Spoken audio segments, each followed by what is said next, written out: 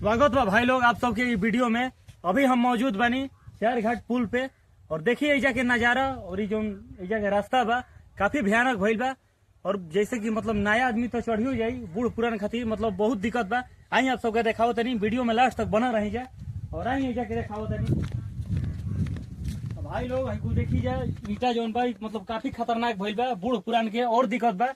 एजा गिरियो सकता लोग और देखी जाए चढ़े उतरे में पहले सबसे पहले कितना दिक्कत बा। आई आप सबके देखाओ तनी। तो देखी जा भाई लोग कैसे चढ़े के बताई आप सब, बूढ़ पुरान ऐसे कबो चढ़ पाई मतलब काफी एजा के मतलब दिक्कत बा।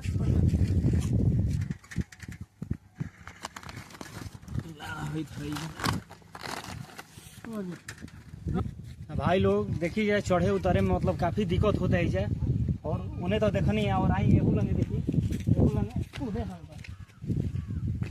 तो भाई लोग है देखी जाए मतलब पूरा खतरनाक बा, मतलब आदमी बूढ़ पुरान मतलब के और गजन बा, आदमी गिर के का हाल हो देखी जाए रोड़ी है ईटा।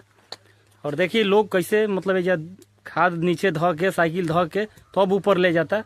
एजा के मतलब बहुत डेंजर बा, भले पुल ना रही तो बढ़िया बा और ये पुल काफी खतरनाक हो गई बा।